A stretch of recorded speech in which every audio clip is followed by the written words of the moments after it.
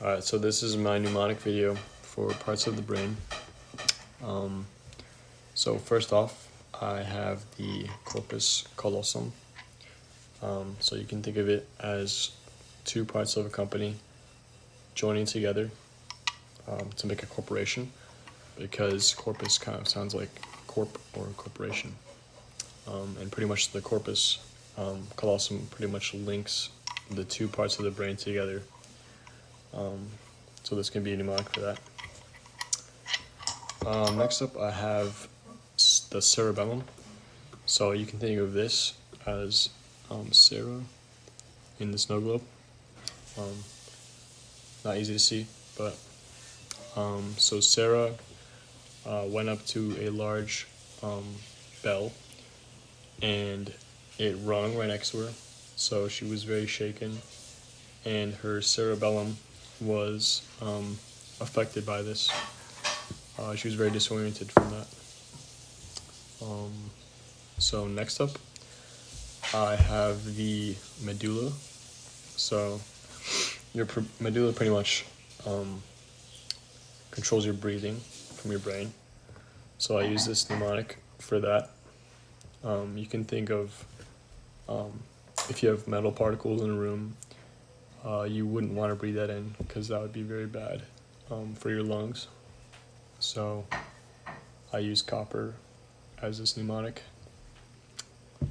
Next up, I have the thalamus. So this can be used, if you think of this as Thaddeus, and he needs to bring messages to the brain, so the body does not get hypothermia.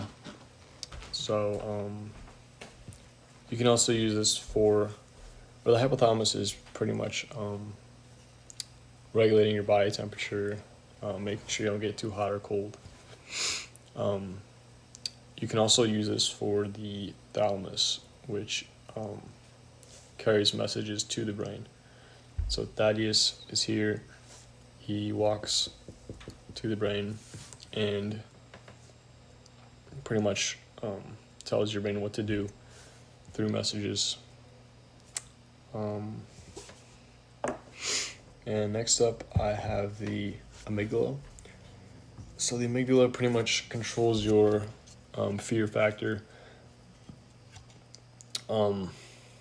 as well as, or pretty much just stimulates your fear. So if you think of the word amygdala, amygdala kind of sounds like iguana in a way. So iguanas are pretty slithery, so you might be scared of them. They might trigger your fear factor or your amygdala. Next up, I have the reticular formation. So you can think of this as connected to your retina, which helps you see things. So this can be your retina. This can represent your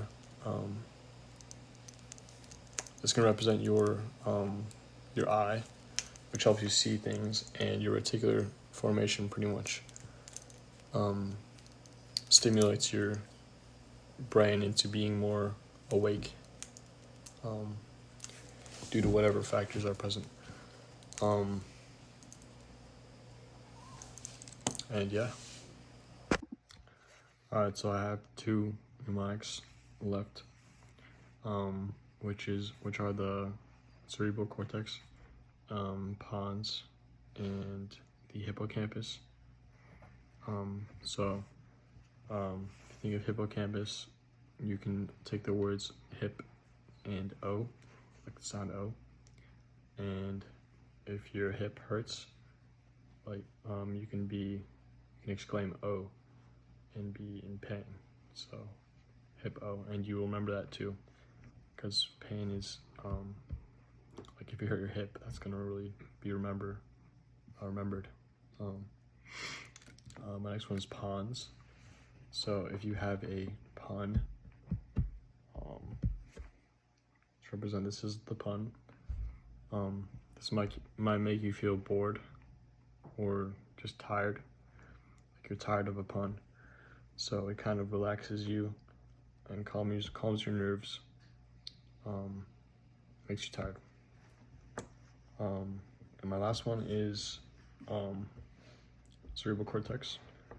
So you take the word cerebral, you can take the sound Siri out of it.